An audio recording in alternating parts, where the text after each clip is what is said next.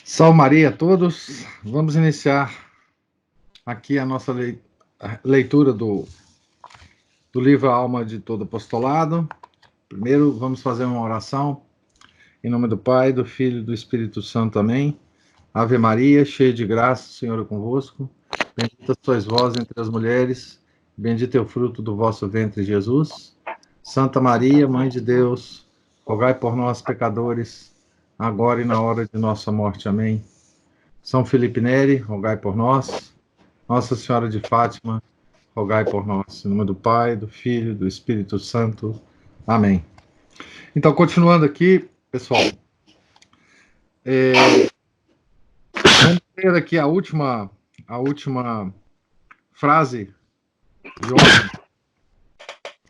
Os homens chamados à honra de colaborar com o Salvador em transmitir às almas essa vida divina devem, portanto, considerar-se como modestos canais encarregados de aurir tal vida nessa fonte.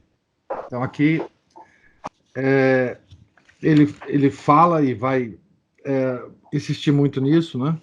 Que nós só podemos transmitir aos outros o que nós recebermos da fonte única da vida, que é o nosso Senhor Jesus Cristo, né? Então, o grosseiro erro teológico deixaria transparecer um homem apostólico se desconhecesse esses princípios e julgasse que podia produzir o mínimo vestígio de vida sobrenatural sem ir totalmente buscá-la em Jesus. Tem alguém com o microfone aberto aí, não sei exatamente quem é, mas acho que eu passo, Samuel. Então, aqui ele vai insistir, né, que esse erro é teológico, né? Ou seja, quem tentar fazer qualquer apostolado sem buscar a fonte deste apostolado em nosso Senhor Jesus Cristo, cometeria um grosseiro erro teológico, né? Desordem menor, mas também insuportável aos olhos de Deus, seria se o apóstolo, reconhecendo, embora que o Redentor é a causa primordial de toda a vida divina, na sua ação olvidasse essa verdade e, obcecado por uma louca presunção injuriosa a Jesus Cristo, apenas contasse com as próprias forças. Então, aqui, esse erro teológico, que ele chama de grosseiro, né, que é desconhecer, né, nosso Senhor Jesus Cristo como fonte da vida sobrenatural, esse erro que ele aponta, desordem menor, é que, embora a gente reconheça que nosso Senhor é a fonte da vida, que a gente deveria passar aos outros em nossos apostolados, a gente, na verdade, esquecesse, né, disso nas nossas atividades e contasse apenas com as nossas forças para continuar o apostolado, né? Isso, na fase que nós estamos na igreja atual, é muito claro que isso acontece sempre, né? Tão somente falamos aqui da desordem intelectual, que teórica ou praticamente implica a negação de um princípio, ao qual devemos, assim, a adesão do nosso espírito como a conformidade da nossa conduta, e não da desordem moral do homem de obras, o qual, reconhecendo realmente o Salvador como fonte de toda a graça e esperando dele todo o bom êxito, tenha o próprio coração em desacordo com ele, devido ao pecado ou à tibieza voluntária. Aqui também ele aponta uma outra coisa, né? que é a pessoa que quer fazer o apostolado, mas se afasta dos sacramentos da igreja. Ou seja, ele está tão envolvido com as atividades do apostolado que ele se afasta, então, praticamente ele reconhece que a fonte está em Nosso Senhor, ele reconhece que ele não tem forças para continuar, mas na prática ele se afasta dos sacramentos, ele se afasta desta fonte, né? E essa ele chama de desordem moral, né? Uma desordem. Quando fala desordem moral, significa desordem de ordem prática, né? Ora, o proceder praticamente ao ocupar-se de obras, como se Jesus não fosse o único princípio da vida delas, é qualificado pelo cardeal Mermiot de heresia das obras. Olha, essa eu acho que é a expressão mais fundamental para nós aqui. Heresia das obras. É fundamental que a gente coloque isso na cabeça, essa expressão, e sempre a recorde em todas as nossas atividades. Com essa expressão, estigmatiza ele, o cardeal Marmiot, né, a aberração de um apóstolo que, esquecendo-se do seu papel secundário e subordinado, unicamente esperasse o bom êxito do seu apostolado, da sua atividade pessoal e dos seus talentos. Praticamente, não é isso a negação de grande parte do Tratado da Graça? Esta consequência, à primeira vista, revolta, mas por pouco que sobre ela se reflita, logo se vê que é, infelizmente, muito verdadeira. Então, a heresia das obras é uma expressão muito feliz, porque ela caracteriza. Veja bem, o Don Chautard está escrevendo esse livro no início do século XX. Nós estávamos sendo atacados inicialmente, a igreja estava sendo atacada inicialmente pelo modernismo, e hoje o modernismo, o neomodernismo, né, a Nouvelle Théologie, está implantada na igreja, e a heresia das obras a gente pode ver em todas as atividades, praticamente, da igreja, das paróquias, né? Mas a gente pode ver também que ela tá em tudo que a gente faz, na verdade, né? Eu costumo dizer para vocês que, por mais que a gente estude e reflita sobre o modernismo, a gente tem o modernismo dentro da gente, a gente tem que ficar livre dele todos os dias, né? E vou dar um exemplo para vocês de ordem pessoal nossa, né? Por exemplo, o apostolado que as famílias, os pais fazem com os filhos. Porque nós vimos anteriormente que esse apostolado é classificado pelo Don Chautard como um apostolado muito importante, né? O que os pais fazem com os filhos, o que o marido faz com a esposa, o que a esposa faz com o marido, o que a gente faz com os nossos familiares mais distantes, primos, tios, etc. Tudo isso é um apostolado, né? E que é regido pelas mesmas leis, né? Do apostolado mais amplo, né?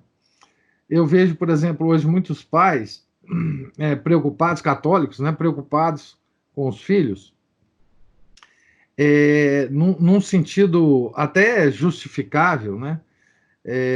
De ordem, por exemplo, intelectual, né? De ensinar aos filhos muitos assuntos, de prepará-los para a vida, ensinar, enfim, ciências, ensinar, enfim, os vários aspectos da vida, etc. Mas muitas vezes esquecem de partir para este ensino da vida interior, ou seja, da fonte única dessa vida interior, que é nosso Senhor Jesus Cristo. Então, Muitas vezes eu falo lá no nosso apostolado para as famílias que às vezes para as crianças é muito mais importante nós ensinarmos, por exemplo, a disciplina da oração do que matemática, física, geografia, história, etc. Né? Esses outros conteúdos, eles só podem se preocupar os pais se o fundamento está bem assentado, né? Por exemplo, a questão da disciplina, né? A disciplina nas orações, a disciplina pessoal, né? Tudo isso é muito mais importante do que as outras coisas. Não que as outras coisas não tenham importância, né? Mas nós caímos na tal heresia das obras, né? Não, nós temos que ensinar muita coisa para a criança. Hoje o mundo está muito complexo, elas têm que aprender cedo as coisas, etc, etc. E a gente simplesmente esquece do fundamento de tudo, que é nosso Senhor Jesus Cristo, né? Não adianta, se a criança não tiver esse fundamento, por mais que ela saiba das outras coisas, nós não estaremos fazendo o trabalho que nosso Senhor quer que a gente faça, né? Com as nossas próprias crianças. E assim com todos os apostolados, né? Heresia das obras. A atividade febril substituindo-se a ação de Deus. A graça desconhecida. O orgulho humano querendo destronar Jesus. Olha que definição, né, da heresia das obras. Atividade febril, substituindo-se a ação de Deus, a graça desconhecida. O orgulho humano querendo destronar Jesus. Não, eu dou conta de fazer isso aí. Pensa nas pastorais, gente, hoje na igreja. Aqueles trabalhos malucos, né, que as pessoas se envolvem. Eu não conheço muito esse trabalho das paróquias normais, mas tive amigos que se envolveram com isso. É uma coisa impressionante, né?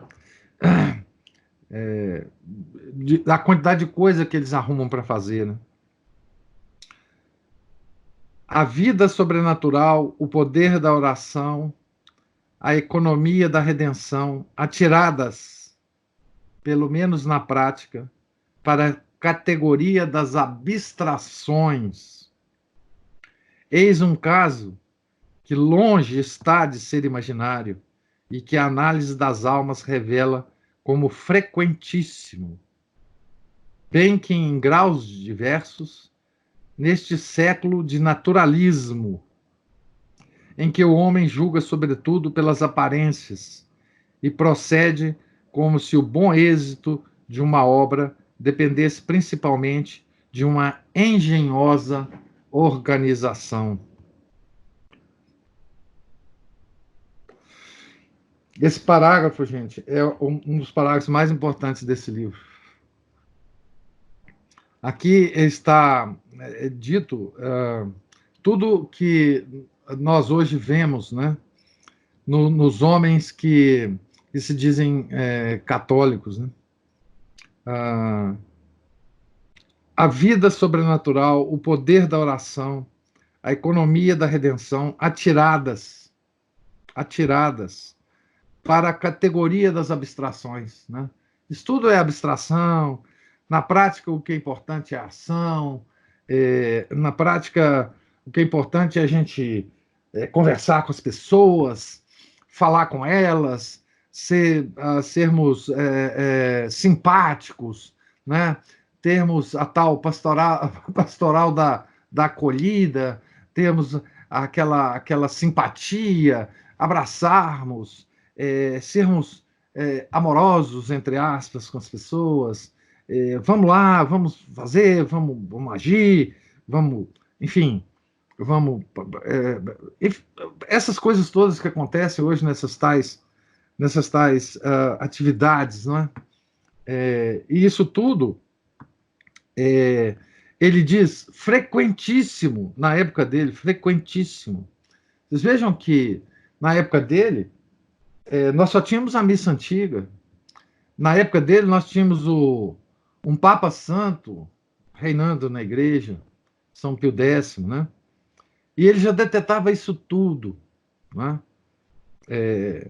O que bem mostra para a gente que, que isso está muito mais entranhado em nós do que se pode pensar, né? Hoje em dia a gente tem, com a crise da igreja, a gente tem a falsa impressão, né, de que, puxa vida, eu sou um católico tradicional, eu vou na missa antiga, eu estou salvo, coitado daqueles católicos que vão na missa nova, e eu estou bem aqui, vamos lá, e vamos agir, vamos converter as pessoas, vamos trazer todo mundo para a missa antiga, etc, etc, etc.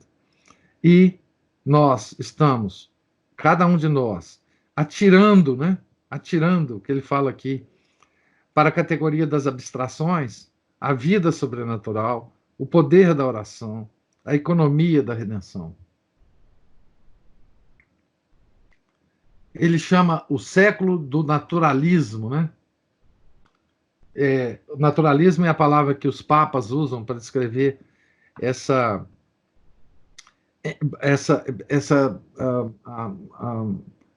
essa coisa de que o homem julga, sobretudo, pelas aparências e procede como se o bom êxito de uma obra dependesse principalmente de uma engenhosa organização. Então, vamos montar aqui uma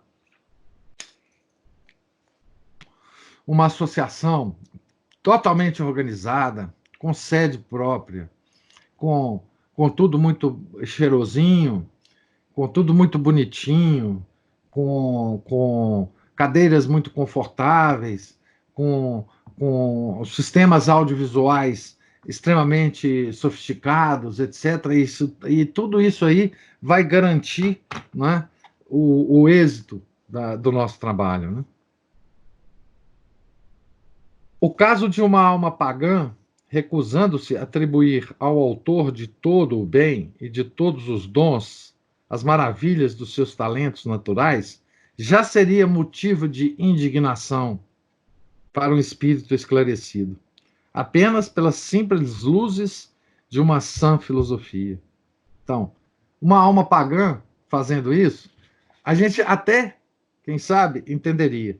Mas ele já está falando aqui, mesmo no caso da alma pagã, isso já seria motivo de indignação, que será de uma alma que se diz católica, né? Que sentimento experimentará então um católico instruído na sua religião perante o espetáculo de um apóstolo que ostentasse, pelo menos implicitamente, a pretensão de não querer saber de Deus para comunicar às almas, quanto mais não fosse o mínimo grau de vida divina? E quantos nós conhecemos, né? E quantas vezes nós não somos essa pessoa de quem ele está falando, né? Nas nossas atividades, né? Esquecemos de Deus por causa de nossas obras e temos a pretensão de comunicar algum grau de vida divina a essas pessoas, né? Que insensato! Diríamos nós, ao ouvir um operário evangélico usar da seguinte linguagem. Então ele está aqui imaginando, né? Alguém que diria o seguinte, abre aspas, meu Deus, não me levanteis obstáculos à minha empresa, não lhe traveis o funcionamento, e eu me encarrego de a levar a bom termo. Fecha aspas.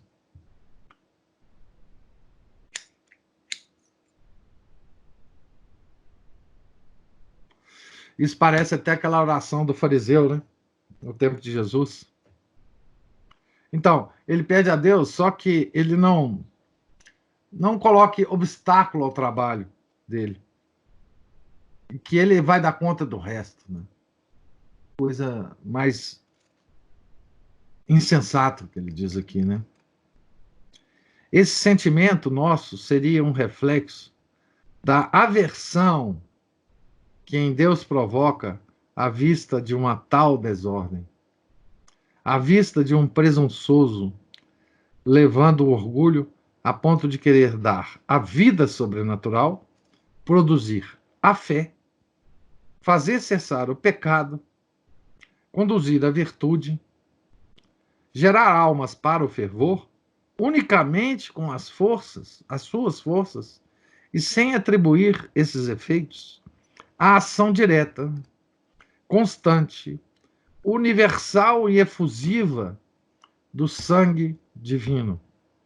Preço, razão de ser e meio de toda a graça e de toda a vida espiritual. O sangue de Nosso Senhor é a fonte de todo êxito de qualquer apostolado. Não é? E razão, inclusive, também do fracasso de muitos apostolados. Porque se Deus não estiver agradando de um trabalho de apostolado, ele vai acabar com o trabalho do apostolado. Graças a Deus que ele acabe mesmo, não é? Porque não está fazendo o trabalho que ele deseja. Não é? A gente deve sempre rezar, pedir a Deus para que, se o nosso apostolado não estiver sendo, ou não estiver conforme a vontade dele, que ele acabe com aquele apostolado, que ele não deixe o apostolado ir para a frente. Né? E se ele for para a frente, a pessoa que está na direção desse apostolado deve considerar que ele só está indo para a frente pela graça de Nosso Senhor, e não pelo trabalho do fulano lá, do miserável, que está direcionando esse trabalho. Né? A humanidade de seu filho exige, pois, que Deus confunda esses falsos cristos, já paralisando as suas obras de orgulho, já permitindo que elas apenas provoquem uma miragem efêmera. E Deus faz isso frequentemente, né? Conosco, né? Salvo em tudo o que opera sobre as almas ex opere operato, Deus deve ao Redentor o subtrair ao apóstolo, cheio de arrogância, as suas melhores bênçãos, para reservá-las ao ramo que humildemente reconhece que somente pode aurir a sua seiva no trono divino.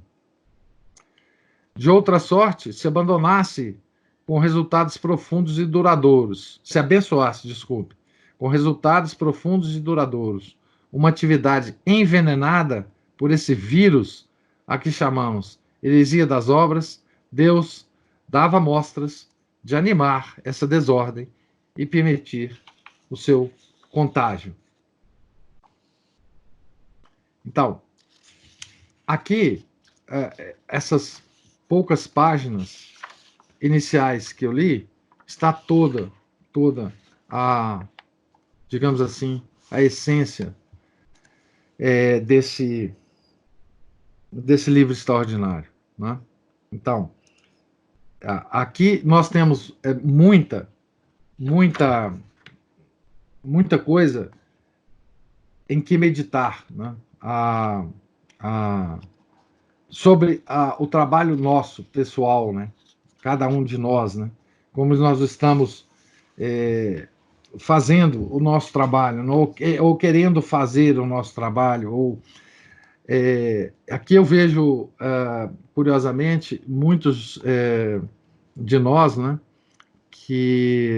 muitos que chegam a mim, por exemplo, preocupadíssimos com situações familiares, né, que querem converter parentes, que querem, enfim, ah, preocupados com pais, mães, maridos, primos, etc., e não conseguem os bons êxitos, pelo menos na rapidez com que se, se deseja, né? E muito preocupados no que fazer, né? No que em que eles podem ajudar, etc, etc. No que eles podem ajudar é justamente se aproximar da fonte da vida sobrenatural e dela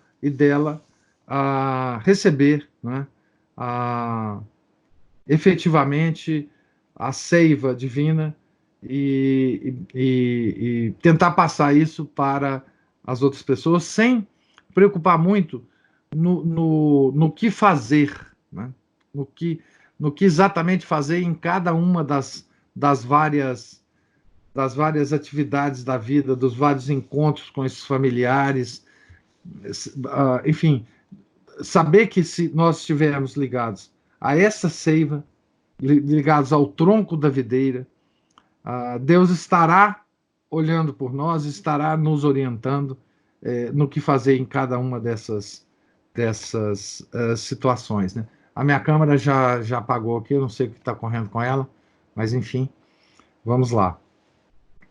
Aqui, nessa terceiro parágrafo, terceira parte desse capítulo, Dom Chutado vai nos explicar o que é a vida interior. Em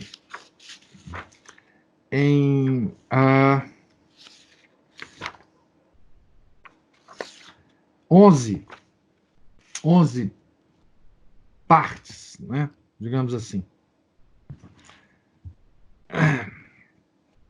Então, essa vida interior que nós temos que manter durante o nosso apostolado, por causa do nosso apostolado, e que é a fonte do nosso apostolado, ele vai definir. Então, nesse longo parágrafo, talvez a gente não acabe hoje, mas acabaremos na segunda-feira.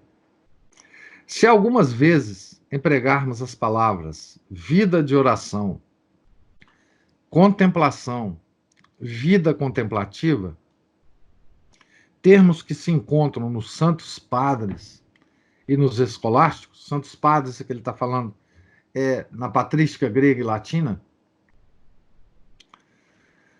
nossa intenção é sempre designar a vida interior normal, acessível a todos, e não os estados pouco ordinários de oração que a teologia mística estuda.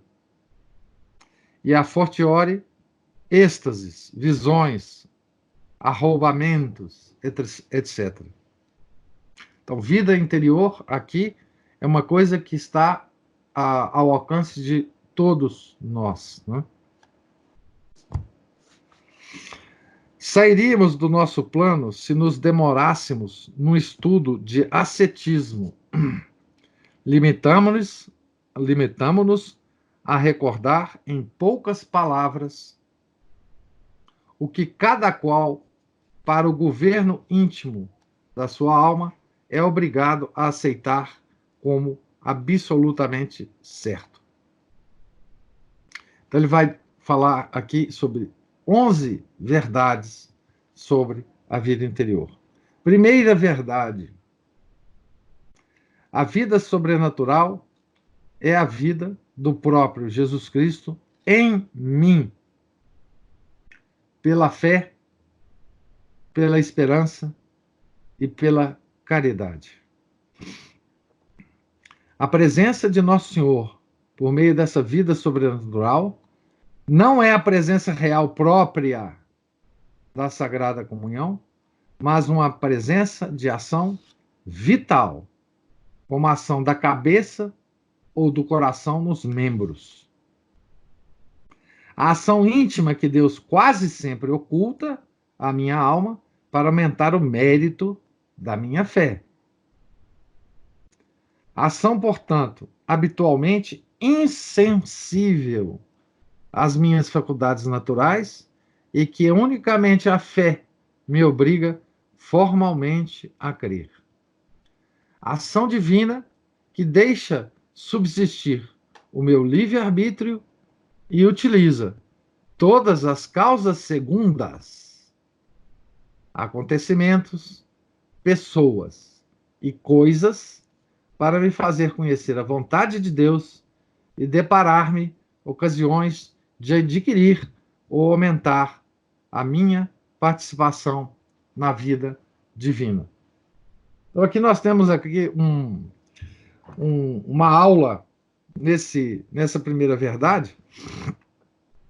Deixa eu acabar de ler só, então, a primeira verdade. Esta vida, inaugurada no batismo, pelo estado de graça, aperfeiçoada na confirmação, conservada e enriquecida pela Eucaristia, é a minha vida cristã.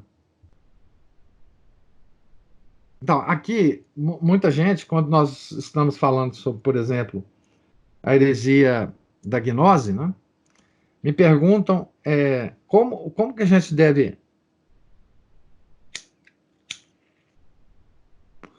proceder, né, para não sermos gnósticos, né, digamos assim. E aqui tem uma aula sobre isso, né? O gnóstico também acredita que Deus está nele, né? Se você perguntar a um gnóstico se ele acredita que Deus está dentro dele, ele vai falar sim, acredito, né? Mas ele acredita de uma forma completamente diferente. Ele acredita que Deus está nele mesmo, do mesmo jeito que ele está, do mesmo jeito que se faz na presença real do nosso Senhor Jesus Cristo, né? E aqui nós temos uma aula de como que é a presença de Deus em nós. Deus está presente em todos os lugares, de forma diferente. Em nós, Deus está como o Dom Chutar descreveu.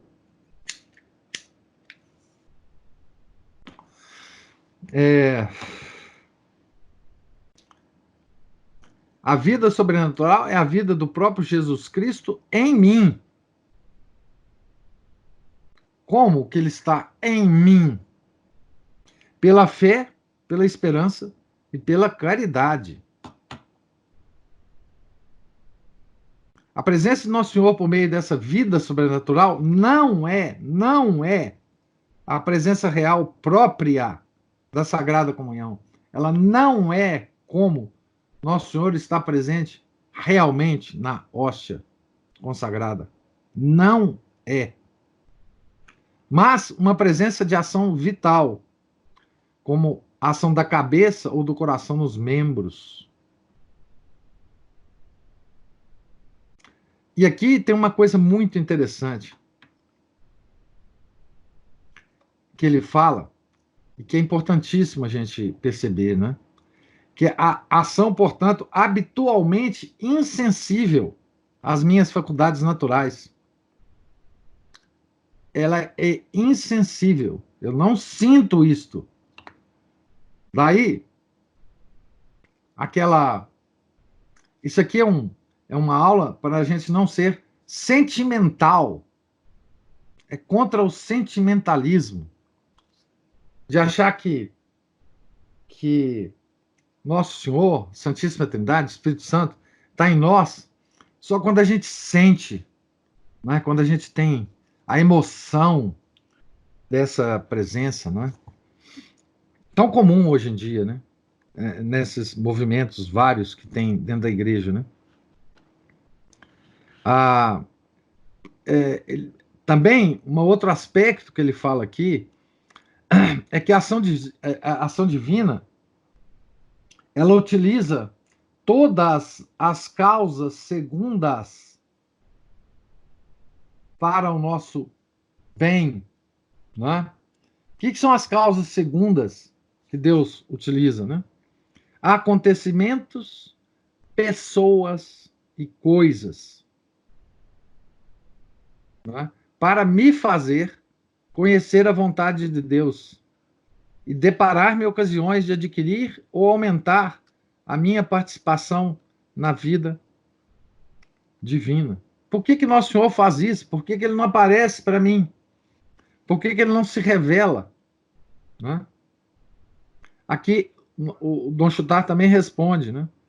Ação íntima que Deus quase sempre oculta à minha alma para aumentar o mérito da minha fé. Né?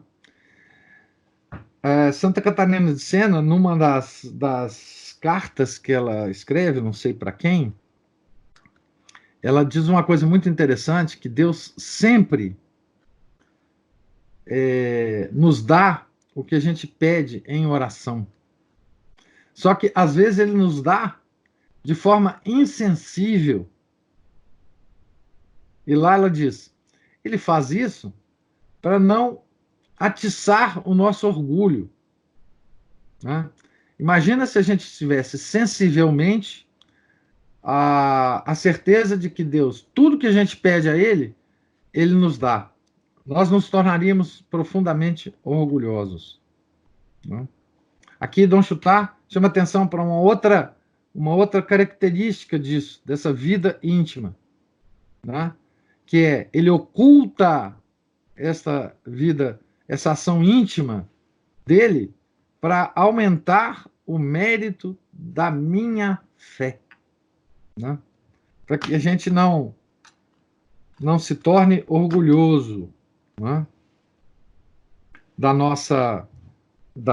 presença de Nosso Senhor em mim. Então, essa presença é insensível. Insensível. Nós só temos a fé para, digamos assim, detectar essa presença. Não é uma presença que é detectada pelos nossos sentidos, os 5 sentidos e os sentidos internos que nós temos. Não é. Nós não detectaremos isso. Né? Então, essa é a primeira verdade. Eu acho que essa verdade é absolutamente fundamental. Não só para que nós entendamos o resto, mas também para que nós estejamos sempre alerta a essa tendência moderna de sentimentalismo em relação à graça divina. Não é? Então, a presença de Nosso Senhor em nós, da vida sobrenatural em nós, não é a presença real própria da Sagrada Comunhão. Que fique bem claro, então, isso aí. Segunda verdade, e com essa eu acho que a gente termina hoje. Segunda verdade. Jesus Cristo comunica-me o seu Espírito por meio desta vida.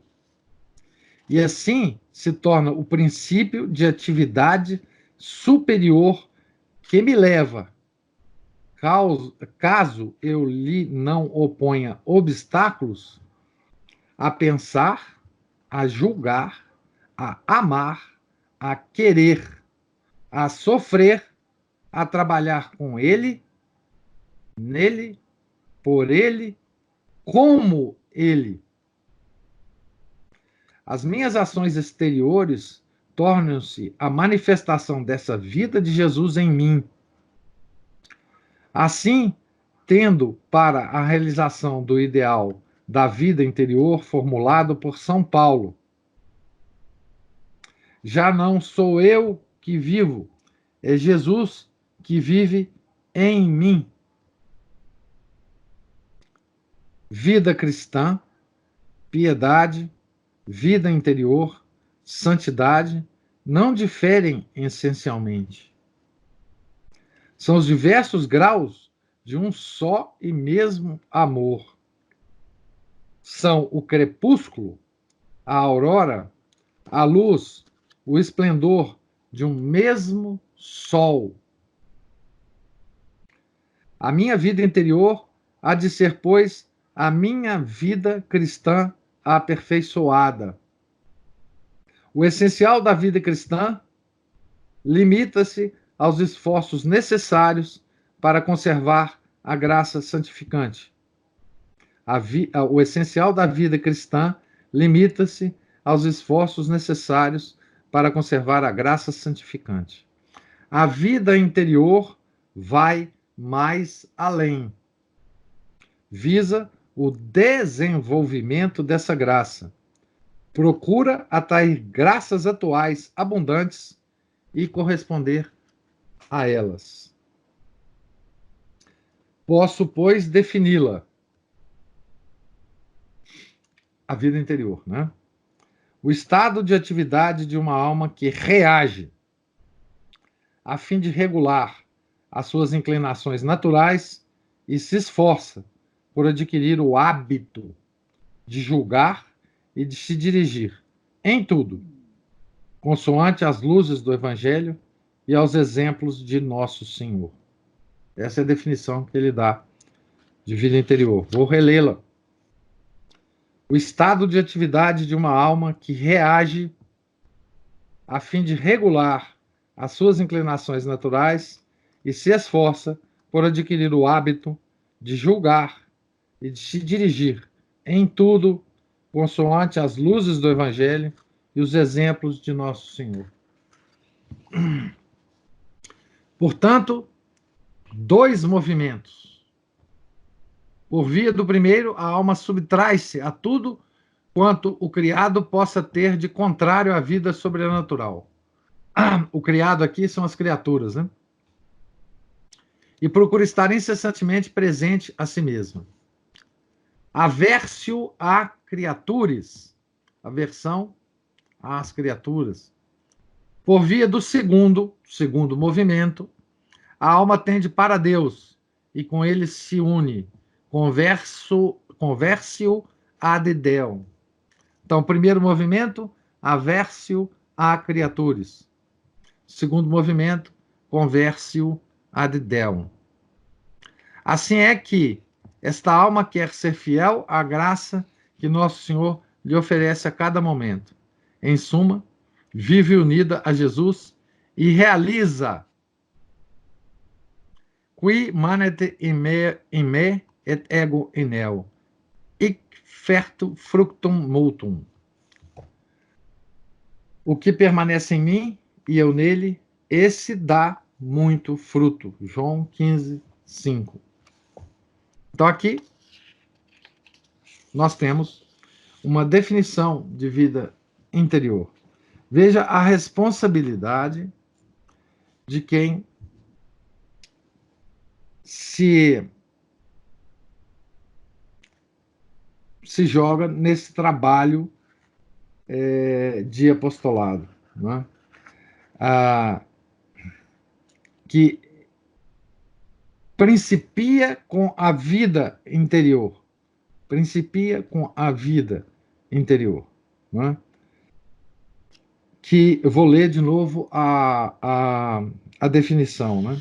O estado de atividade de uma alma que reage a fim de regular as suas inclinações naturais e se esforça por adquirir o hábito de julgar e de se dirigir em tudo, consoante as luzes do Evangelho e os exemplos de Nosso Senhor. Aqui tem os dois movimentos da alma, né? A alma reage a fim de regular suas inclinações, que é essa aversio a criaturas.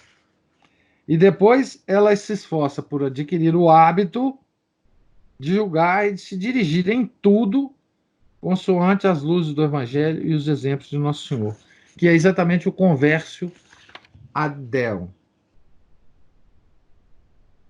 Não é?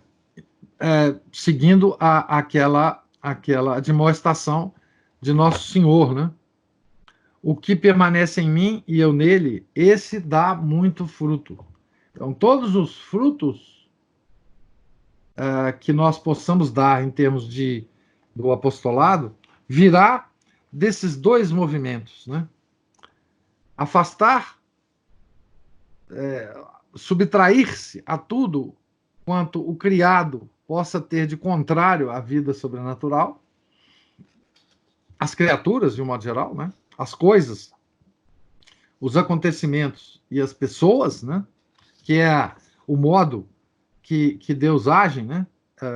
Utilizando as causas segundas, né? E o hábito de se dirigir sempre à fonte de todos os bens, que é o convérsio ad Deum. Acho que vai dar para nós lermos a terceira verdade aqui. Terceira verdade: privar-me-ia de um dos mais poderosos meios de adquirir essa vida interior, se me não esforçasse por ter uma fé precisa e certa dessa presença ativa de Jesus em mim. E, sobretudo, por alcançar que essa presença se torne em mim uma realidade viva, vivíssima até, que vá penetrando cada vez mais a atmosfera das minhas faculdades, tornando-se, por essa forma, Jesus a minha luz, o meu ideal, o meu conselho, o meu apoio, o meu recurso, a minha força, o meu médico, a minha consolação, a minha alegria, o meu amor, numa palavra, minha vida. Hei de adquirir todas as virtudes. Somente então poderei dizer, com toda sinceridade, a admirável oração de São Boaventura, que a Igreja me propõe como ação de graças depois da missa. Transfigi dulcissimi Domine Iesu.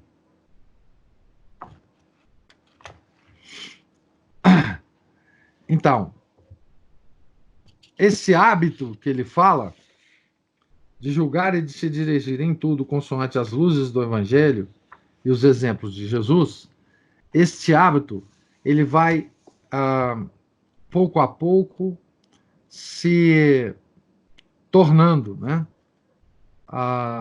em nós o que ele chama aqui de uma fé precisa e certa da presença de Jesus em mim. Veja, ele nunca será aparente ao nível dos sentidos, externos ou internos. Isso é uma operação da fé, que deve ser precisa e certa, de forma que nós consideremos Jesus a nossa luz, o nosso ideal, o nosso conselho, o nosso apoio, o nosso recurso, a nossa força, o nosso médico, a nossa consolação, a nossa alegria, o nosso amor, numa palavra, a nossa vida. Portanto, quando nós tivermos uma vida em que o nosso único esteio, o nosso único apoio, a nossa única força, que ela esteja em nosso Senhor Jesus Cristo, nós ainda não estamos com a nossa vida interior em total desenvolvimento, né? É isso que ele quer dizer aqui, né? Então, eu vou parar aqui então nessa terceira verdade e vou agora abrir aí para vocês fazerem comentários, que julgarem, e algumas perguntas, se eu puder respondê-las, eu as responderei. Aqui tem duas, Samuel. Bom, Samuel, a vida inteira eu lutei contra o caos do meu trabalho, apenas achando que seria bastante mais organização, mais atenção. Isso todos nós fazemos, né, Samuel? Infelizmente, a gente acha que a gente é o autor de tudo e que a gente vai conseguir qualquer coisa só com um pouquinho mais de organização, né? O Rodrigo diz assim: tem um pessoal de coach lá perto do meu trabalho que usa uma camisa escrito: não pare até se orgulhar. Essa é boa, essa é muito boa. É o que o mundo fala pra gente, né, Rodrigo? o orgulho, né? Tem outro nome, né? O orgulho hoje em dia é muito chamado, como é que eles usam em psicologia? Autoestima, né? Autoestima é a tal da. Hoje você está com baixa autoestima. Que diabo de autoestima é essa? Nós somos miseráveis pecadores. Que tipo de estima nós temos que ter conosco mesmo, se nós nos considerarmos assim em todas as horas do dia, em todas as épocas da nossa vida, né? Que tipo de autoestima nós temos que ter com um ser miserável como nós somos, né? Então, assim, essa coisa de aumentar a autoestima é exatamente essa coisa, né? Nossa, eu tenho um orgulho de mim mesmo, sabe, assim, eu consegui tudo na minha vida por mérito próprio, eu sou hoje assim, assado, eu tenho isso, aquilo, etc. Tudo isso aí eu consegui, não tive ajuda de ninguém. Ninguém me ajudou, aliás, todo mundo me atrapalhou. Eu tive parentes que me atrapalharam, tive colegas de trabalho que me atrapalharam, e apesar de tudo isso, eu consegui, olha, veja o que eu consegui na minha vida, né? Essa normalmente a gente ouve isso de muito católico, né?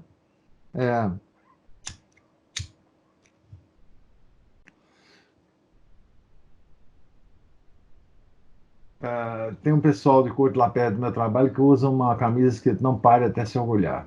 O Samuel diz assim, parafraseando, tem um povo lá na minha igreja que tem um lema que é trabalhe, sirva, seja forte e não enche o saco. É por aí. Então, assim, vocês vejam que o trabalho de apostolado, ah, é, ele tem um pré-requisito que todo mundo esquece, simplesmente, né? Ah, é, quer dizer, as pessoas se lançam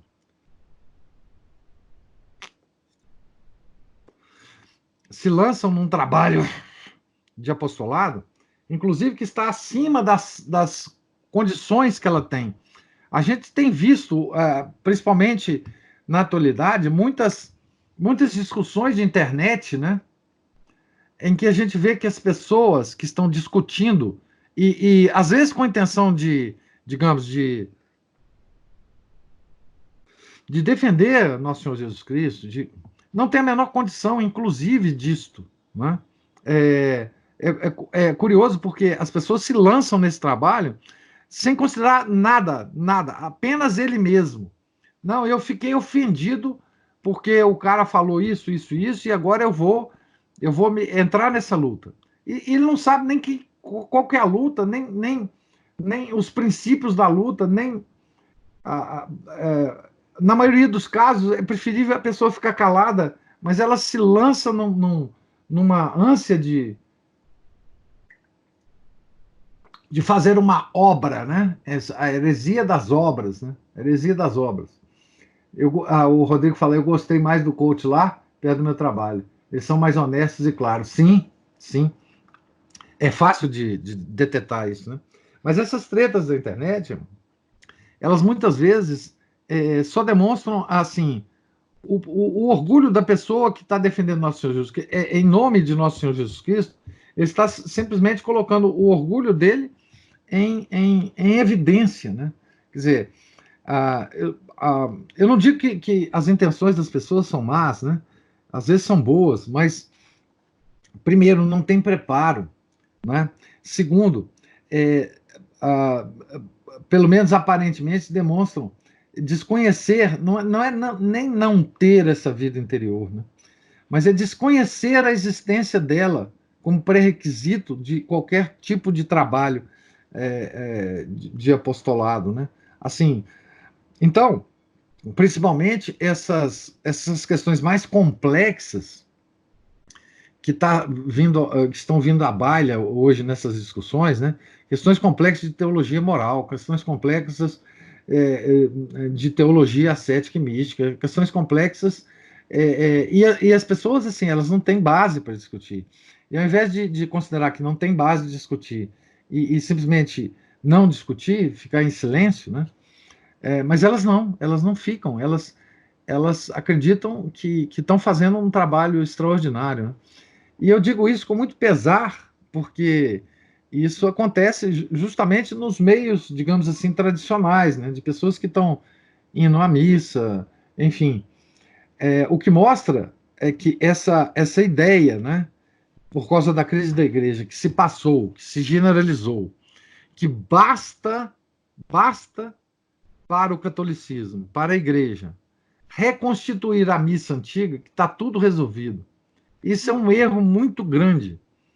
É um erro muito grande que muitas pessoas já notaram muito logo no início da crise. Eu lembro do Gustavo Corsão, né, em escritos, em textos, em artigos, dizendo: não basta só reconstituir a missa, nós temos que reconstituir a verdadeira vida católica na igreja. Claro que a missa é muito importante, claro que ela ajuda muito, mas não basta, essa coisa não basta, não é? Eu tenho visto, por exemplo, tem experiências pessoais, não é? Das pessoas que vão à missa antiga, mas que estão com o espírito completamente equivocado a respeito de quase tudo. Né? Elas vão à missa, acham bonito aquilo, acham respeitoso, acham, enfim, piedoso a missa, mas saem da missa e desconhecem todo essas questões que nós estamos discutindo aqui. Né? Então, é importantíssimo que nós restituamos a vida católica. E note, tudo isso que o Dom Star está falando, ele está falando para uma época em que não existia essa crise miserável que nós estamos vivendo hoje. Era uma época, repito, que quem era Papa era São Pio X, um Papa Santo. Tá certo? Então, assim, é preciso refletir muito sobre isso, refletir muito sobre as nossas ações e não considerarmos que, puxa vida, agora eu estou indo na missa tridentina e agora eu tô numa boa, tô salvo, tô tranquilo, posso fazer inclusive apostolado aí para Deus e o mundo, etc, etc. Né? Certo? Aqui, sobre isso, o professor está falando, recomendo de novo a homilia do IBP, que já recomendei no grupo. Sermão, sim, eu vou ouvi-la hoje, viu? Eu não tive tempo ainda, Samuel. Muito obrigado pela indicação aí. Então vamos terminando agora, e voltaremos na segunda, né, com essa nossa leitura. Vamos terminar com uma oração. Eu agradeço a todos a paciência da presença e eu vou tentar ver se eu vejo essa coisa dessa câmera aqui para ela não desligar no meio da coisa, para vocês terem o prazer de ver essa figura tão maravilhosa que sou eu aqui ao vivo, tá certo? Então vamos lá, em nome do Pai, do Filho e do Espírito Santo, amém. Ave Maria, cheia de graça, o Senhor é convosco, bendita sois vós entre as mulheres e bendito é o fruto do vosso ventre, Jesus. Santa Maria, Mãe de Deus, rogai por nós, pecadores, agora e na hora de nossa morte. Amém. São Felipe Neri, rogai por nós. Nossa Senhora de Fátima, rogai por nós. Tenham um santo dia, pessoal.